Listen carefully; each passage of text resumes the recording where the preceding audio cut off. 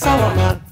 Элимдин ден соолугу үчүн бул саламат. Саламат клуб. Элимдин ден соолугу үчүн. Кутман күн биздин сүйүктүү замандаштарыбыз, баарыңыздар менен саламаттайын деп аталган кыска 10 мүнөттүк гана подкастты баштадык. 10 мүнөттүн ичинде чай ичип жетишсеңиз болот, жашты тарай калсаңыз болот, жана ошондой эле 10 мүнөттүн ичинде биздин подкастты угуп өзүңүздүн жашооңузга керектүү сонун маалыматтарды алсаңыздар болот. Аты жөнүм Айнура Миназарова жана бүгүнкү биздин коногубуз Республикалык ден соолукту чыңдоо жана массалык коммуникация борборунун адиси, гинеколог эжекебиз Айтекова Асель Атылбековна төрөбүздө. Саламатсызбы? Саламатчы. Асель эжеке, көрүшкөнүмө абдан кубанычтамын. Бүгүнкү уктурууда сиз менен ошол жыныстык гигиена, конкреттүү түрдө кыздардын жыныстык гигиенасы тууралуу сөз кылалы деп турабыз. Көбүнчө биз гинеколог дегенде, мен жаңылышпасам, бул айыз кире баягы айыздыгы деп коебуз, этек кире баштаган учурда катуу ооруса, көйгөйлөр пайда болсо барат, же болбосо биринчи баласы боюнда барда анан гинекологко барат эмеспи? Жалпысынан гинекологко кыз бала канча жашында барышы керек? Негизи биз айтабыз, эң ата өзгөчө көңүл буруп, кандайдыр бир өзгөрүүлөр болуп атканы, сиз туура айтып атасыз. Кандайдыр бир жыныстык өзгөрүүлөр болуп, чоңое баштаганда ага айрыла баштайбыз деп, бирок ушу кичинекей кезинде дагы кичинекей балдардын бизде Кыргызстанда мисалы мите курттар көп кездешет да.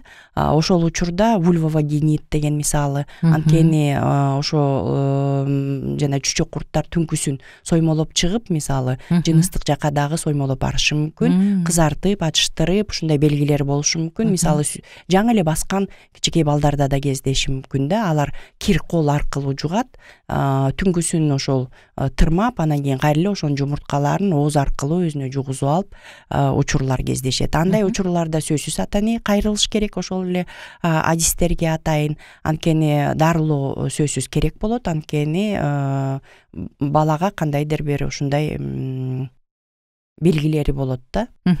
Негизи ушул төрөт үйүндөчү, төрөлгөндөн кийин ал жакта ушундай балдардын гинекологу болобу? Баланы карап, бир сыйра текшерип же андай болбойбу бизде? Жок, роддомдо эми неонатологдор карашат бала төрөлгөндөн кийин, анткени сөзсүз ушу жыныстык органдары бар бекенби, ошол эле мисалы заң чыга турган органдары бар бекенби, колу бут бармактарын санап дегенде, ошо бүт жүрөк, бүт органдарын караган бул неонатологдор бар болот.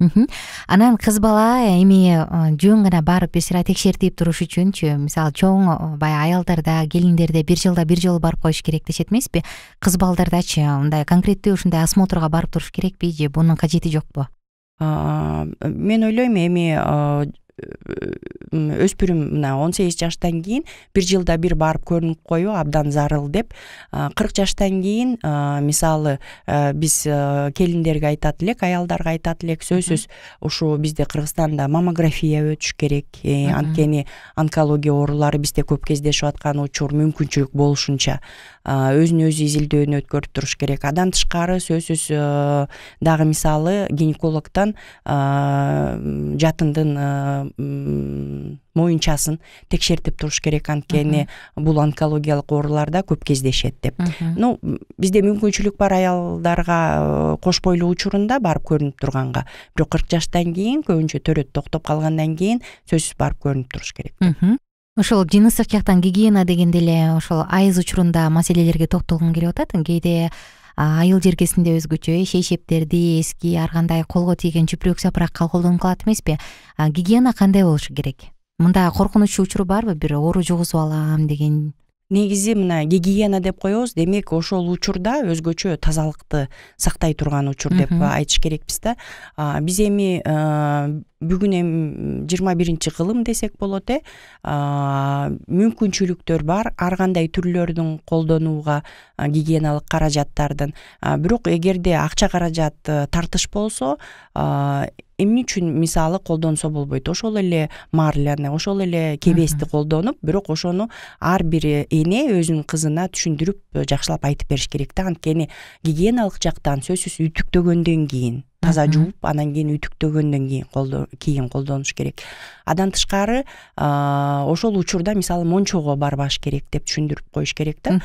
Душ алса болот, бирок эми айыл жергесинде мүмкүн ар бир үйдө эле душ жок, бирок мончого ошол учурда барба. Андан тышкары ошо өзүнө кандайдыр бир календарь ачып коюу да. Ошол календарьдан ошол күндөр келе турган күндөрдө ыңгайсыз абалга туш келип калбаш үчүн, мисалы мектепте келип калбаш үчүн өзү даярдык көрүп туруш керек, сөзсүз ал учурда. Жанында ала жүрүп жок дегенде. Андан тышкары мисалы ар бир 3-4 саат сайын обуштуруш керек, ал жөнүндө айтыш керек. Анткени жагымсыз жыт, кан билесиздер, жагымсыз жыт берет. Ошон үчүн мисалы классташтарымдан дагы мындай азыр окуучулар эми мындай кандай десек жестокий болот, ошондой абалга туш келип калбаш үчүн тез алмаштырып туруу зарылчылыгын. Андан тышкары мисалы айылда тышкы туалет болсо деле дааратканага мисалы сөзсүз жылуу суу алып пайдалануу, самын каражаттарын колдонуу, ошол жөнүндө жакшылап түшүндүрүп кетиш керек ар бир ата эне. Анан ошо дагы бир айтып кетчү нерсе, биздин мектептерде мектептин жетекчиликтери дагы ушундай ыңгайлуу шарттарды түзүп берсе да. Анткени биз изилдөөлөр жүргүзгөндө көп окуучулар айтчы, мисалы ушундай айыз келген учурда мүмкүнчүлүк жок барып обуштурганга, же болбосо биз уялабыз, сабак башталганда гана жаныма мисалы жолдошумду алып алып, жолдош кызын, курбу кызын алып алып, анан кийин бирөө эшикти кармап турганда мен барып анан обуштуруп келем деп. Ошол эле урналар мисалы жабык эмес да мектептерде. Ошонун баары кандайдыр бир биз шарт түзүп бербегенибизге байланыштуу. Ошол учурда мисалы физкультурага барбай, мектепке барбаган учурларда кездешет да. Кыздар уялып, тартынып, өздөрүн ыңгайсыз сезген учурлар болот. Ошонун баарын эске алып, ошол анча деле кымбат эмес. Мектеп жетекчилиги ушу ар бир кабинка өзүнчө бөлүнгөн болсо, өзүн кандайдыр бир мындай коопсуз сезим болуп, ошол жерде мисалы дааратканага барганда өзүн ушундай коопсуз сезим болуп барып ошол жерден обуштуруп келгенге мүмкүнчүлүк болсо кыздарга абдан жакшы болмок. Ушул эле жерден ич кийимдин маанилүүлүгү тууралуу да сөз кылгым келип атат. Кандай чүпүрөктөн тигилиши керек, ал дагы саркечтигин караш керекпи же ыңгайлуу болуш керекпи, кандай материалдан тигилгени жакшы?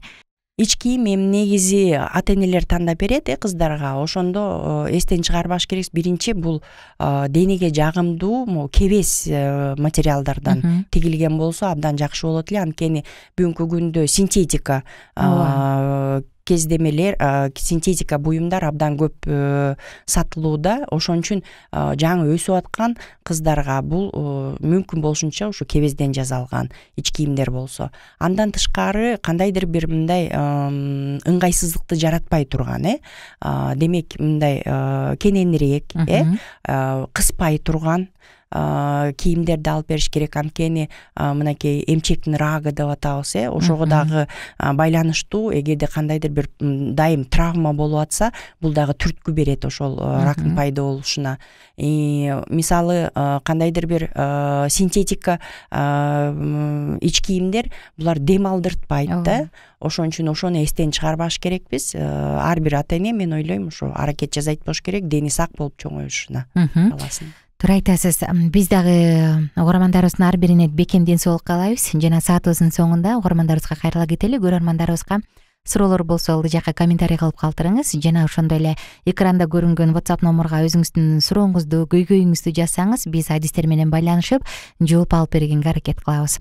Саатыбыздын соңку мүнөттөрү бүгүнкү биздин коногубуз Республикалык ден соолукту чыңдоо жана массалык коммуникация борборунун адиси, гинеколог Айтекова Асель Адылбековна эжекебиз болду. Келип бергениңиз үчүн чоң рахмат. Ар бир өспүрүм балага, ар бир айымга бекем ден соолук каалайбыз. Анткени эгерде эненин дени сак болсо, анда баланын дагы дени сак болот. Баланын дени сак болсо, демек мамлекеттин келечеги бар. Ошондуктан оорубаңыздар, бар болуңуздар. Бул саламат элимдин ден соолугу үчүн бул саламат. Саламат клуб элимдин ден соолугу үчүн.